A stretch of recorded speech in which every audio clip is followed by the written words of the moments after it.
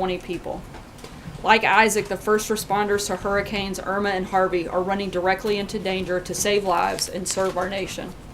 I hope that every American can take comfort in the fact that in the face of unbelievable tragedy, this country has always come together to heal, protect, and save. From the firefighters and police officers who rushed into burning buildings on 9/11, to the first responders on the ground in Florida, the United States Virgin Islands, and Puerto Rico. FEMA, through its national and regional response coordination centers and liaisons to the National Hurricane Center, continues to actively monitor the track of Hurricane Irma and support local authorities responding to the damage the storm has already caused. I'd like to bring up Tom Bossert, the President's Homeland Security and Counterterrorism Advisor, to provide an update on issues related to Hurricanes Irma and Harvey before I take questions. As always, he'll make an opening statement and take questions, and then I'll be back up to answer further questions. Thanks, Scott. Thanks, Sarah. Good afternoon. It's a somber day today, and I and Sarah and others were honored to join the President at the Pentagon in a moment of silence on the South Lawn as well. In addition, I would note that President Trump continued a long tradition of presidents since 9/11 to receive a counterterrorism briefing this morning in the Oval Office from his intelligence community, from his Director of National Counterterrorism Center, from myself and others on the team.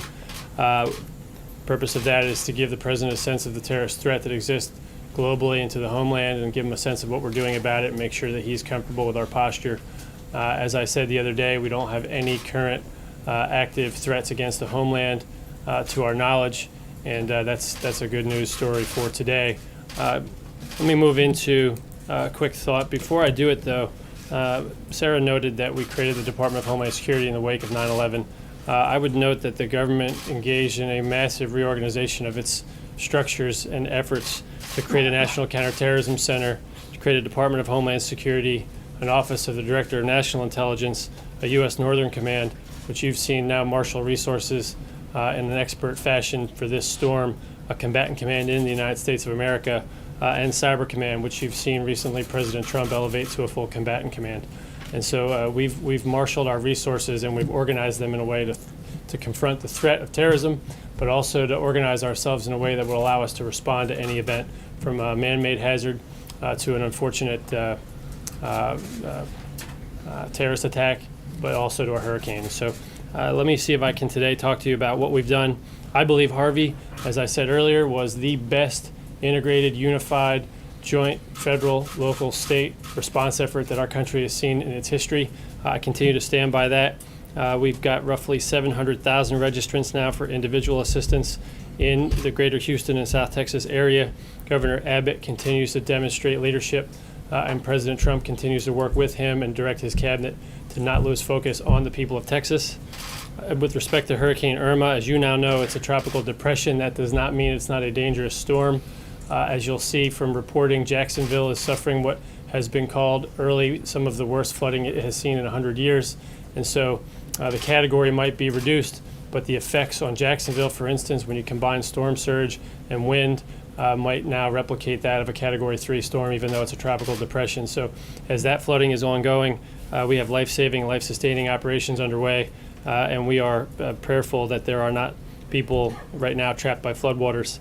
The President spoke this morning to the governor of the U.S. Virgin Islands. Governor Mapp expressed, and I joined that call, his thankfulness to our administration's help, but to the U.S. government providing such a rapid response and an ongoing response, I would add. So if I could on that, I'll speak to it later.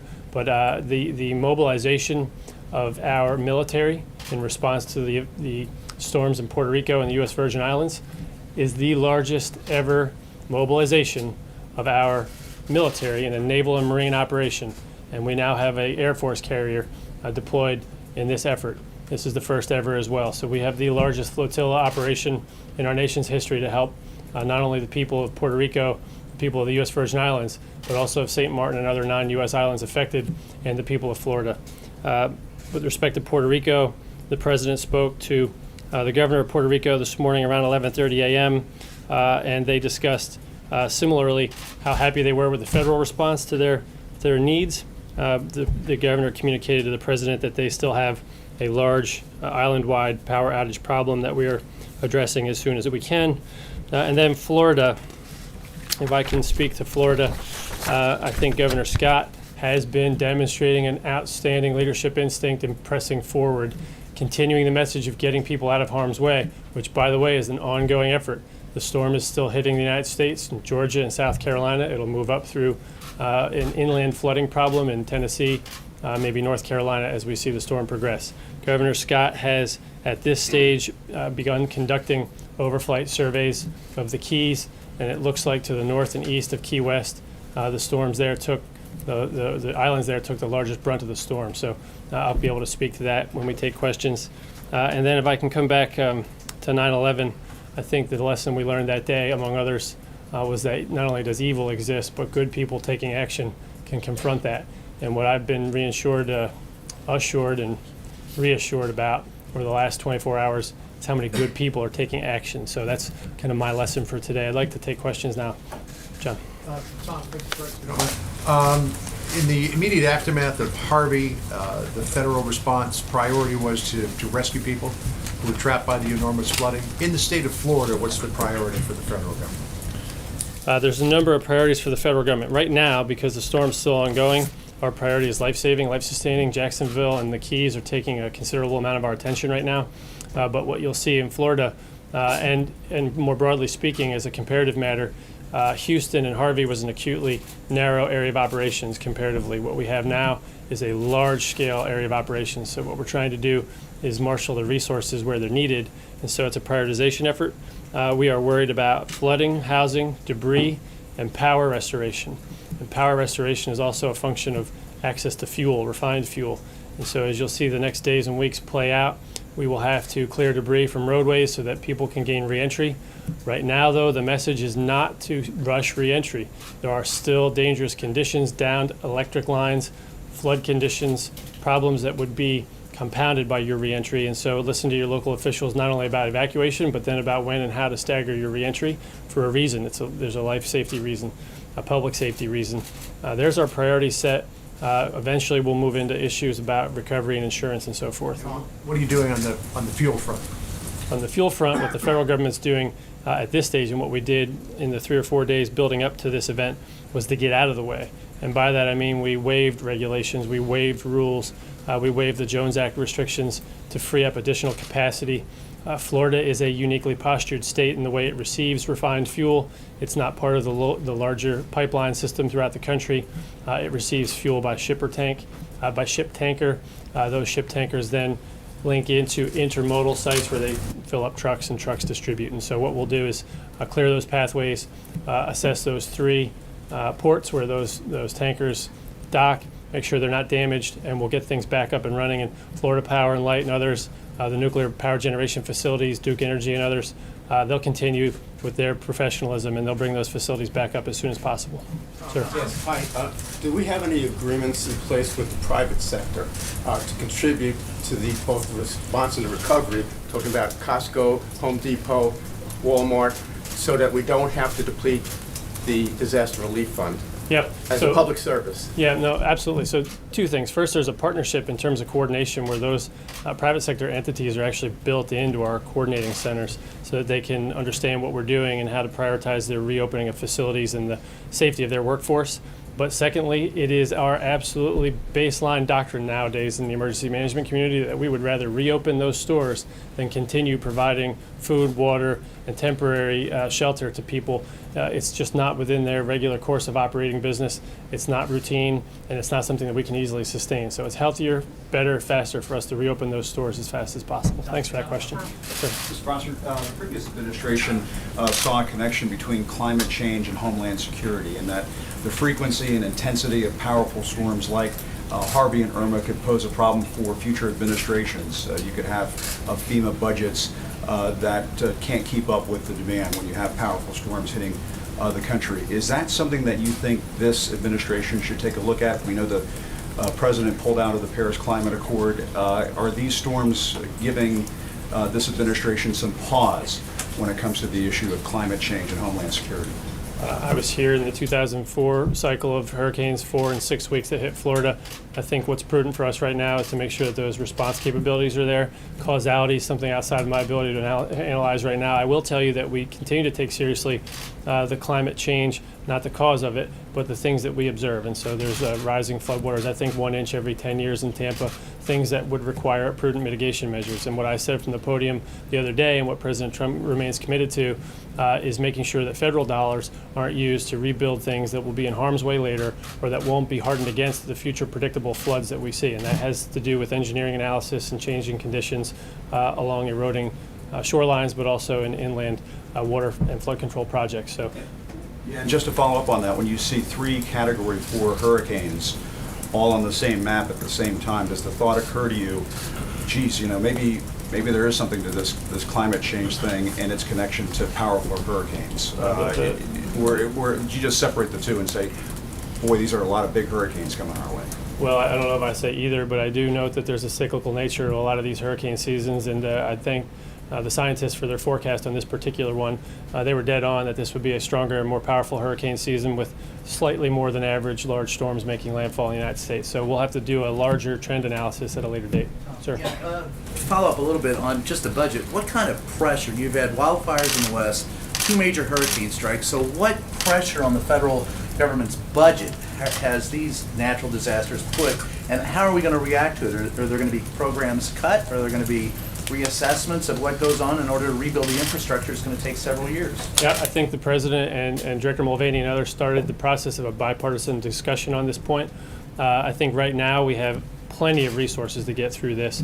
That was the nature of the appropriation that we saw, and the second appropriation that we will see at the end of this month, subject to the regular course of order in a fiscal year. We'll ask for a third, perhaps fourth supplemental appropriation for the purpose of rebuilding. We'll do it smartly to the previous question, but in terms of pressure on the budget, this is a disaster relief fund issue. It's funded a little bit differently, and I have every belief that this president will end up with proposals, as he started his administration with, that will lead to a balanced budget. But to get too far into how that works in the politics is way outside my lane, and I'll... Just to follow up, at any point in time, as you're taking a look at this issue, is there any chance that FEMA, the EPA, and some of the places that were cut will see more money go into their budget? I think that we'll put money in as money is needed to address the needs. So I think what you'll see here is the same trend that I alluded to earlier. 2004, we had a large spike in disaster relief funding, but we also had to elevate the cap on flood insurance, and we'll probably end up having to do that again here. You'll see, though, over a longer span of time, even the flood insurance budget is red and black again, based on claims and based on premiums. So we'll analyze it in that fashion, but I don't have any prediction for you on that. Ma'am, in the middle. I asked you 2 weeks ago about Harvey, and you said, I asked you about housing, and I wanted to know if you had an update on the issues of housing, since now we've had Harvey and now Irma and what else is coming along the way. Can you give us an update as to locating housing for those who've been displaced? Locating housing in Texas? Housing in Texas, housing, Yeah. I mean, for those who need housing, be it Texas, be it outside of the state, what Okay. have you, for the moment. So I'll answer both. So in Texas, again, going back to praising the governor, he's done what we haven't seen done so well in the past, and that is he's owning the housing problem with a task force that he's initiated. He's also assigned a person to be in charge of long-term recovery, and there's 4 or 5 solutions to the housing problems in Texas. Of course, some of them are short-lived, and what you'll have to do is find short-term solutions. People can stay in their home. It's been flooded. When the drywall's ripped out, when the repairs begin, they're going to have to find another place to live temporarily. So we try to find hotel solutions. In some cases, FEMA has initiated a manufactured housing solution where they'll put a mobile home or travel trailer on your property that you can live in for a period of time while your home's being repaired. Those are the ideal solutions when there's enough acreage on your lot for that housing unit to sit. You can then move back into your home, and we can remove that temporary unit. That's essentially the option that we have right now. The third option, of course, is just distance. So there's available rental stock, but you have to draw a larger circumference as people move away from their homes and into rental stock available farther away. So we have some analysis done on the available rental stock and the available manufactured housing stock. We can get that to you after the podium brief here. In Florida, we'll have a slightly different issue, but we haven't assessed yet entirely what the damage is. So Will it be that kind of like the same model almost? Florida will be the same model, but remember, it's a peninsula. and it's a wider scale problem, and it's been a larger swath storm. And so what we'll do there is assess whether those are the right models or whether we have to apply some different creative solutions. If we do, we have the authorities and we have the budget to do so, and we'll make sure people are taken care of. And during the Bush years, there was a very big concern about the mobile homes. And then they wound up having issues with formaldehyde. Is that all cleared up, all of that concern before? There was a big concern about mobile home communities just being in place after Katrina. Is that kind of out of the mindset now, or is it still part of the mindset? No, the mindset of making sure that people have a safe place to live is still very much alive. What we do as a government is purchase available manufactured housing. We don't make it, and we purchase it off the open market. I think the open market has improved their building practices, and I think that we've improved through that experience in knowing who to buy from and who not to buy from. I also understand that problems of ambient air quality continue to persist in our everyday lives. So I don't know how much formaldehyde's in this room right now, but I do know that formaldehyde is a carcinogen at any level. So the point here is that we take it very seriously, and we'll make sure we message very seriously the importance of basically ventilation. So, but to my knowledge, we buy off of a better market now, and we provide that solution in a more tailored and responsible manner. If I could maybe come forward. Hey, Tom, a couple questions about the conditions in Florida. First of all, more than half of Floridians are now without power. It's usually a very local issue, but this is a catastrophe of a much grander scale. When is it your assessment that people in Florida can expect to get their power back? And what's the federal government's role in making that happen? So my numbers now are somewhere north of 5 million. If the number's higher, I don't know if that constitutes half the people in Florida, but I'll take your word for it. Households and businesses, so it's a lot more. It's a significant number. To the extent that a customer might have 4 people in the household, you'll see that number increase. The number of people then would be 4 in the home. The number of customers would be 1. So that's the difference. The idea here is, as I said earlier, we all have a joint role in this. Florida Power and Light, Duke Electric, others will all be bringing forces to bear here. The U.S. government brings to bear a number of forces that are imperative to the restoration effort, like pushing debris out of the road and clearing roadways. Yesterday, what we saw was not just the reports of, but the actual evidence of. This will be the largest ever mobilization of line restoration workers in this country, period, end of story. They were already mobilized yesterday. They were at the Daytona Speedway.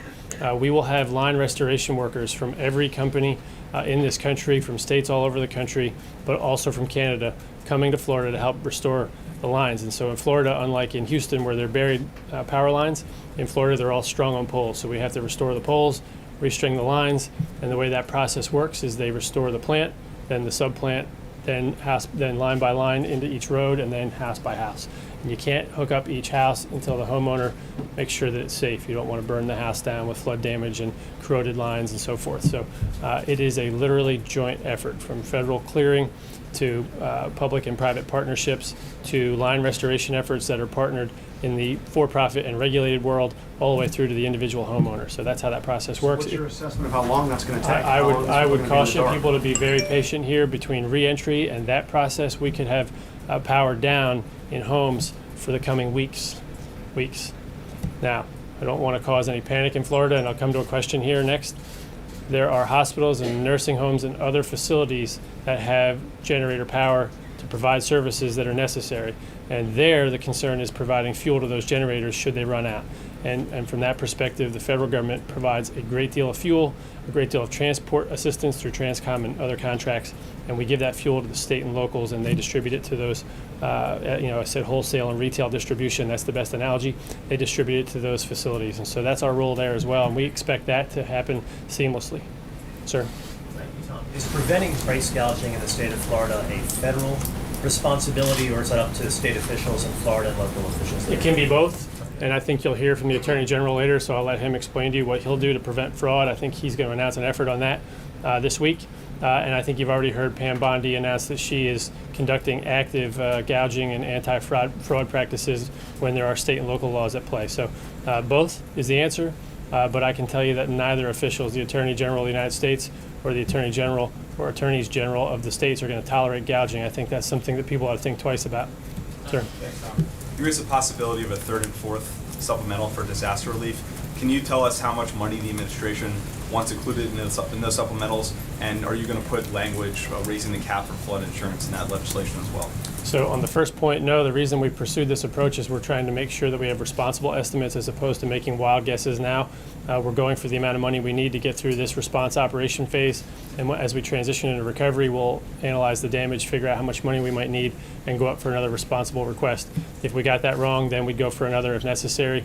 It's not necessarily wrong, but if we estimate a world and find actuals don't meet those estimates, then we'll go up and rectify.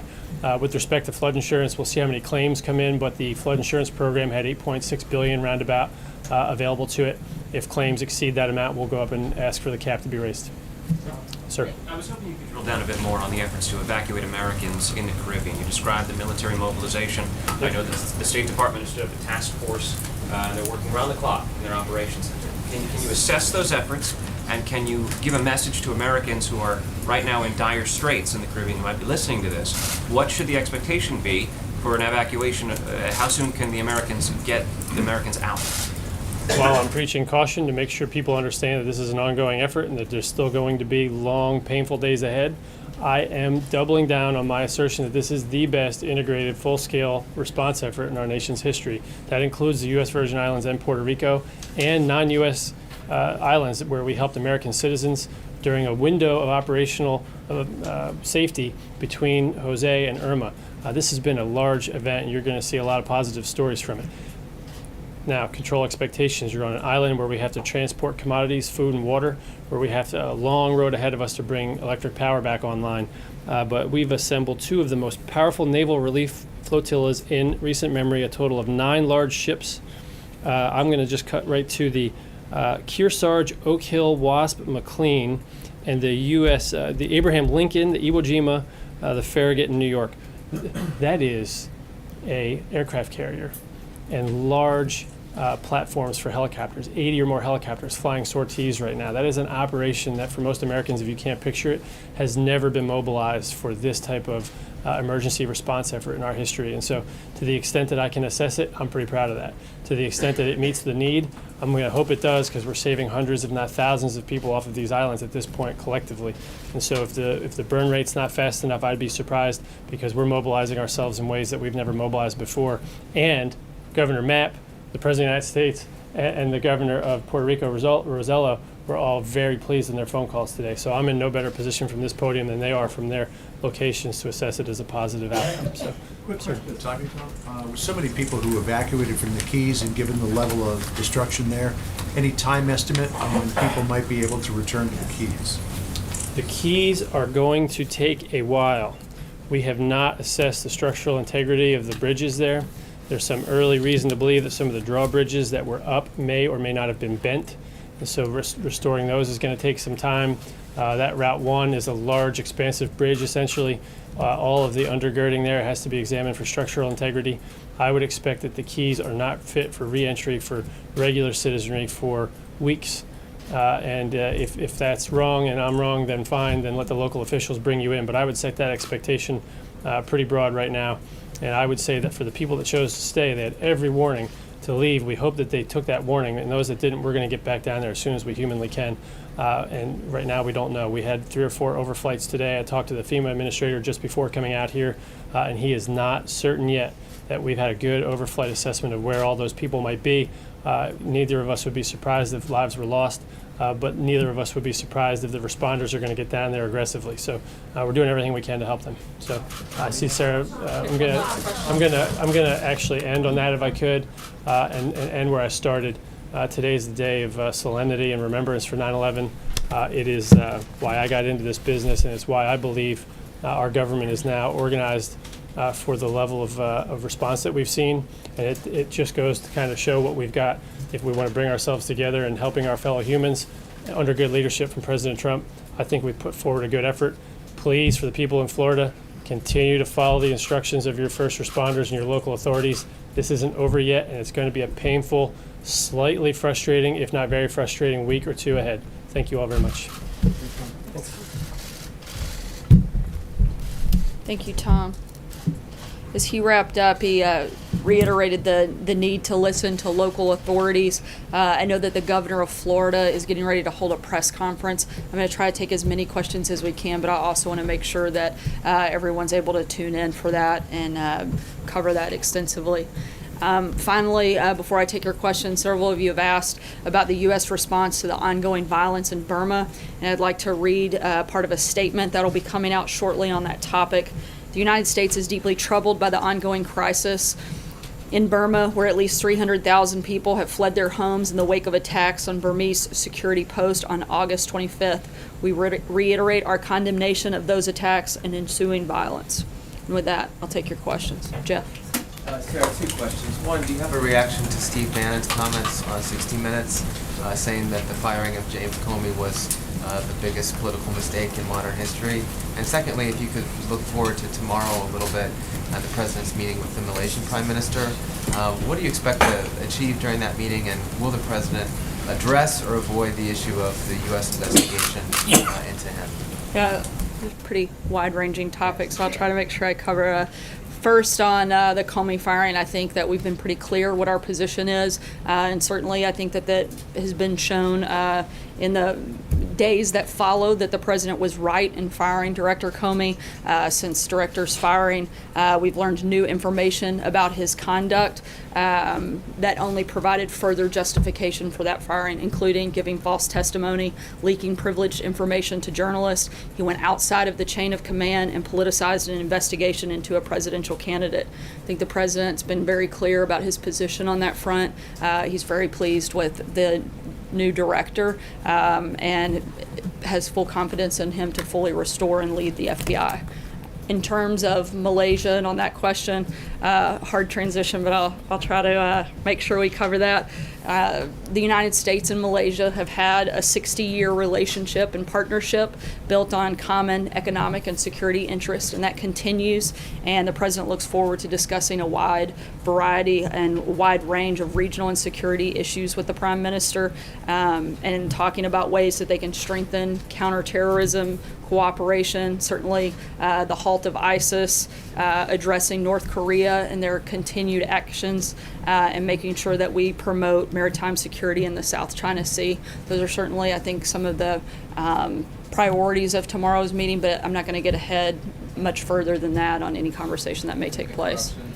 Look, we're not going to comment on an ongoing investigation being led by the Department of Justice, and that investigation is apolitical and certainly independent of anything taking place tomorrow. Matthew. Thanks, Sarah. I also have a question on Mr. Bannon's interview. During that, he said, I think Mitch McConnell and to a degree Paul Ryan, they do not want Donald Trump's populist, economic, nationalist agenda to be implemented. It's very obvious. It's as obvious as night follows day. First of all, does the president agree with that obvious characterization of McConnell and Ryan? The president's committed to working with Congress to get some big things done. We've got a very big agenda. The president wants to work with all members of Congress. Obviously, that includes Republican leadership as well as Democrats. I think you saw some of the president's leadership last week when he helped strike a deal to make sure that we got the funding that was necessary. We're focused on moving things forward, and certainly that's the goal and the priority of the administration. So on that note, would he like to see, given his past criticisms of Mr. McConnell and Ryan, would he like to see different leadership in the Republican Congress? Look, right now the president is committed to working with the leadership we have, and nothing beyond that at this point. Jonathan. Sir, just to follow up on Bannon's comments, he actually, when he said all that about McConnell and Ryan, but also said that they wanted to nullify the 2016 election results. So just a simple yes or no question, does the president agree with that assessment? Not that I'm aware of. I haven't had that conversation with him, Jonathan. Is he still talking to Steve Bannon? Does he still seek his counsel on the outside? I know they've had one conversation, but I don't think anything beyond that since he left. John Decker. On Steve Bannon. Popular topic. Keep it going. Yeah, it's a good topic. Do the president have I to think watch? we may be answering more questions on Steve Bannon now that he's not here than when he was, but go ahead. You might think about that. Did the president happen to watch the interview? Any reaction? Did you happen to watch the interview on 60 Minutes? Any I'm not reaction? sure if he saw it in its entirety. I know he has seen clips of it, but I don't know that he watched the entire thing. I did watch parts of it. What was your reaction to it? As a former colleague of yours who worked here at the White House, Were you disappointed with any of his comments? Were you surprised by any of his comments? Did you like the fact that a former staffer is speaking so openly about some of the inner workings of what happens here at the White House on a regular basis? I'm sure it made for great TV, and I'm sure CBS will be happy to put those ratings out. As for me, I'm here to speak on behalf of the administration. Francesca? Why ruin a good thing, Sarah? Keep on Is that Steve what this Bannon. is, a good thing? Staying on the topic of Steve Bannon, another comment he made was that Dreamers should consider self-deporting when their work permits run out. Is that something that the White House thinks is realistic, that the Dreamers would voluntarily leave the country when those work permits run out? And is that something the president thinks that they should do? The administration's been clear what our position is. We're hoping that Congress will step up and do their job and fix this problem and implement responsible immigration reform, and addressing that problem would be part of it. Realistic that they would leave. On that, last week Nancy Pelosi told reporters the president would sign the DREAM Act. Is that accurate? Would the president sign the DREAM Act? Again, the president and the administration are looking at responsible immigration reform, and part of that would be part of that process, but we want to do something that addresses a multitude of issues. And again, Congress has 6 months to do their job. We're very hopeful and confident that they will. In his 60 Minutes interview, Steve Bannon said that this discussion over DACA could lead to a civil war in the Republican Party. How and why is he wrong about that? I think that Steve always likes to speak in kind of the most extreme measures. I'm not sure that I agree with that. John? On a different topic. Oh, wow. In recent weeks. Maybe you get 2 questions then. In just a matter of weeks, 2 storms that have been categorized as once in 500 years or even longer, major events have hit the United States. In light of that, has the president given any thought to reviewing his decision to leave the Paris Climate Accords? I'm not sure specifically on the Paris climate deal, but as he said at the time, the goal is to always do our very best when it comes to taking care of the environment and taking proper steps. The United States is one of the best in the world at doing this. We want to continue to do that. But right now, the administration is focused on the recovery and relief efforts. And as Tom said a few minutes ago, we'll look at that analysis once we get through the coming days and focus on the recovery and relief and saving life effort taking place. Hallie? 2 questions. To follow up on John's question a little bit here, and since you said you do speak for the administration, can you clarify whether the president believes human activity contributes to climate change? The president's addressed this already. I'm asking you to address if that's changed given these storms. I don't think that it's changed over the last several weeks, and again, he's addressed his opinion on that several times So my since. second question is actually on something that happened back on August 10th, as you know, which is the president declaring that he wanted to have a national emergency when it came to the opioid crisis. It has now been more than a month since he said that. That's a delay for a president who likes to do things quickly, as he has often said. Is the president taking this seriously enough, and when does he intend to declare this emergency and actually get the ball rolling on that? Absolutely taking it very seriously. The commission and members of the administration have continued to meet and work on the details of that national declaration, and that's certainly a big priority for the administration, and we'll continue to focus on pushing that through. What's taking so long? You know, this is a president who So likes to snap his fingers it's a and much do more things. involved process, and that's something that they're working through on the legal side, the administrative side, and making sure that it's done correctly. Mike? Ask about Steve Mnuchin. Tricky, Bender. He and Cohen are going up to the Senate tomorrow to talk to the Budget Committee. What do they want that budget resolution to look like, and does the administration support the House budget? Look, I don't want to get ahead of their conversations, and I'll let Secretary Mnuchin, I think, plans to address that in further detail tomorrow. John? I want to Steve Mnuchin real quickly. He took some criticism last week from Republicans for his handling of the debt deal. What does the president think of Secretary Mnuchin's performance so far? The president has confidence in Secretary Mnuchin and is glad that he is part of the effort working with Gary Cohn to get tax reform done this year. John? Just to drill down a little bit on what you said a moment ago regarding James Comey, you said that he was responsible for giving false testimony. Do you believe that Comey either perjured himself before Congress or at the very least misled Congress in his testimony? I think that's something probably for DOJ to look at, not me. I'm not an attorney. Jen? 2 questions, one on the Equifax leak and one on tax reform. If a big tax reform bill doesn't pass by December, would the president support adding middle-class tax cuts to the end of the year tax extender bill that the Congress has to pass? We're focused on making sure we get a complete tax reform package. That's the goal. you would support? Right now, that's the focus, and if that doesn't happen, we'll look at other options at that point. Americans' personal data security after the Equifax leak, is more regulation warranted for the handling of Americans' personal data? I think this is something we have to look into extensively. Tom Bossert will be one of the primary people taking the lead on that front, and certainly something we have to explore all the best ways to make sure that Americans are protected in that sense. Thank you.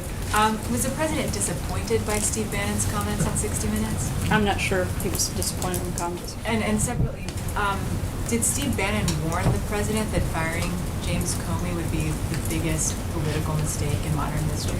I'm not aware that conversation ever took place. As I mentioned when we started, the governor of Florida has a press conference that'll be starting here in a few minutes. We make sure everyone has the opportunity to tune in. The press team will be here, and we're happy to answer any